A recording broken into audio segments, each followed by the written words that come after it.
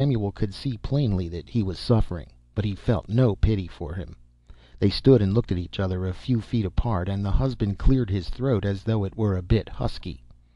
"That's my wife," he said quietly, and then a wild anger surged up inside him. "Damn you!" he cried, and hit Samuel in the face with all his strength. In that second, as Samuel slumped to the ground, it flashed to him that he had been hit like this twice before, and simultaneously the incident altered like a dream. He felt suddenly awake.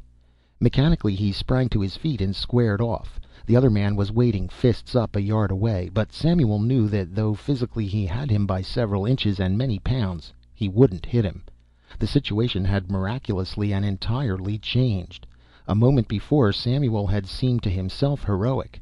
Now he seemed the cad, the outsider, and Marjorie's husband, silhouetted against the light of the little house, the eternal heroic figure, the defender of his home. There was a pause, and then Samuel turned quickly away and went down the path for the last time. Section 4. Of course, after the third blow, Samuel put in several weeks at conscientious introspection. The blow years before at Andover had landed on his personal unpleasantness. The workmen of his college days had jarred the snobbishness out of his system, and Marjorie's husband had given a severe jolt to his greedy selfishness. It threw women out of his ken until a year later, when he met his future wife, for the only sort of woman worth while seemed to be the one who couldn't be protected as Marjorie's husband had protected her. Samuel could not imagine his grass widow, Mrs. de Ferriac, causing any very righteous blows on her own account. His early 30s found him well on his feet.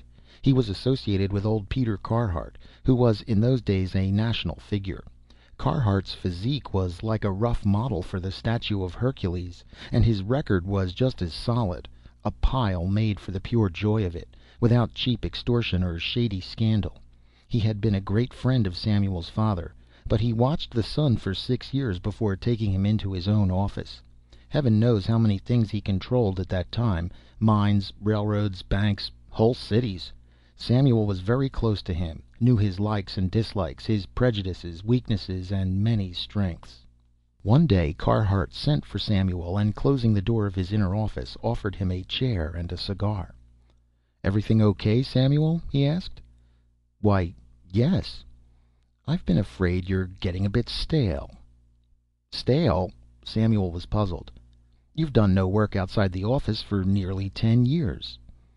"But I've had vacations in the Carhart waved this aside.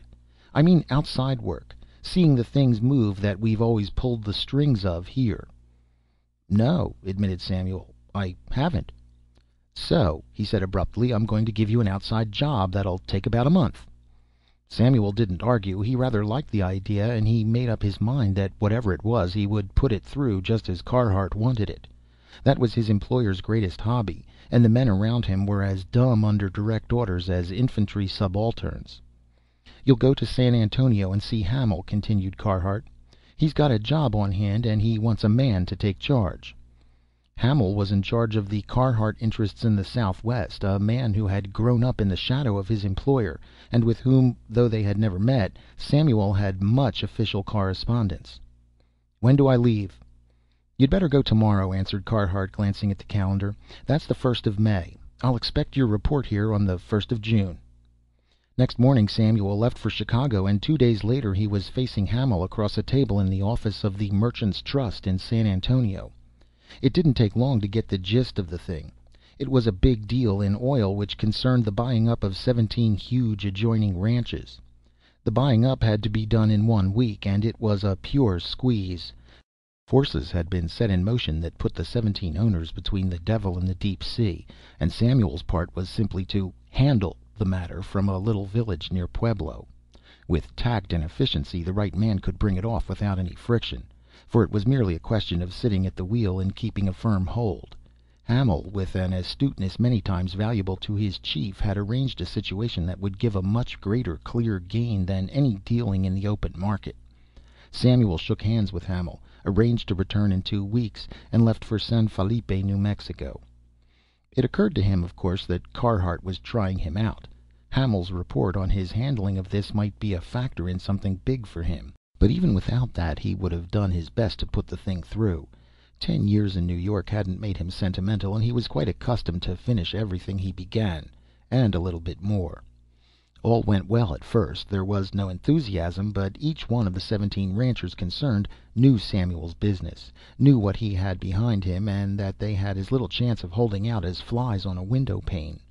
Some of them were resigned. Some of them cared like the devil, but they'd talked it over, argued it with lawyers, and couldn't see any possible loophole. 5 of the ranches had oil. The other 12 were part of the chance, but quite as necessary to Hamel's purpose in any event. Samuel soon saw that the real leader was an early settler named McIntyre, a man of perhaps 50, gray-haired, clean-shaven, bronzed by 40 New Mexico summers, and with those clear, steady eyes that Texas and New Mexico weather are apt to give. His ranch had not as yet shown oil, but it was in the pool, and if any man hated to lose his land, McIntyre did. Everyone had rather looked to him at first to avert the big calamity, and he had hunted all over the territory for the legal means with which to do it, but he had failed, and he knew it. He avoided Samuel assiduously, but Samuel was sure that when the day came for the signatures he would appear. It came, a baking May day, with hot waves rising off the parched land as far as the eyes could see, and Samuel sat stewing in his little improvised office, a few chairs, a bench, and a wooden table. He was glad the thing was almost over. He wanted to get back east the worst way, and join his wife and children for a week at the seashore. The meeting was set for 4 o'clock, and he was rather surprised at 3:30 when the door opened and McIntyre came in. Samuel could not help respecting the man's attitude and feeling a bit sorry for him. McIntyre seemed closely related to the prairies, and Samuel had the little flicker of envy that city people feel towards men who live in the open.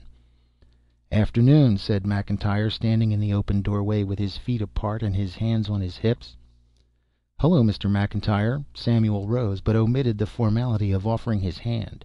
He imagined the rancher cordially loathed him, and he hardly blamed him. McIntyre came in and sat down leisurely. "You got us," he said suddenly. This didn't seem to require any answer. "When I heard Carhart was back of this," he continued, "I gave up." "Mr. Carhart is," began Samuel, but McIntyre waved him silent. "Don't talk about the dirty sneak thief." "Mr. McIntyre," said Samuel briskly, "if this half hour is to be devoted to that sort of talk—" "Oh, dry up, young man," McIntyre interrupted. "You can't abuse a man who'd do a thing like this." Samuel made no answer. "It's simply a dirty filch. There just are skunks like him, too big to handle." "You're being paid liberally," offered Samuel. "Shut up!" roared McIntyre suddenly. "I want the privilege of talking." He walked to the door and looked out across the land, the sunny, steaming pasturage that began almost at his feet and ended with the gray green of the distant mountains. When he turned around his mouth was trembling. "Do you fellows love Wall Street?" he said hoarsely. "Or wherever you do your dirty scheming?" He paused. "I suppose you do. No critter gets so low that he doesn't sort of love the place he worked, where he's sweated out the best he had in him." Samuel watched him awkwardly. McIntyre wiped his forehead with a huge black handkerchief and continued. "I reckon this rotten old devil had to have another $1,000,000. I reckon we're just a few of the poor he's blotted out to buy a couple more carriages or something." He waved his hand towards the door. "I built a house out there when I was 17 with these 2 hands. I took a wife there at 21, added 2 wings, and with 4 mangy steers I started out. 40 summers I saw the sun come up over these mountains and drop down red as blood in the evening, before the heat drifted off and the stars come out. I've been happy in that house. My boy was born there, and he died there late one spring in the hottest part of the afternoon, like this. Then the wife and I lived there alone like we lived before, and sort of tried to have a home after all. Not a real home, but nigh it. 'Cause the boy always seemed around, close somehow, and we expected a lot of nights to see him running up the path to supper." His voice was shaking so he could hardly speak, and he turned again to the door. His gray eyes contracted. "That's my land out there," he said, stretching out his arm. "My land, by God. It's all I got in the world, all I ever wanted." He dashed his sleeve across his face, and his tone changed as he turned slowly and faced Samuel. "But I suppose it's got to go when they want it. It's got to go." Samuel had to talk. He felt that in a minute more he would lose his head, So he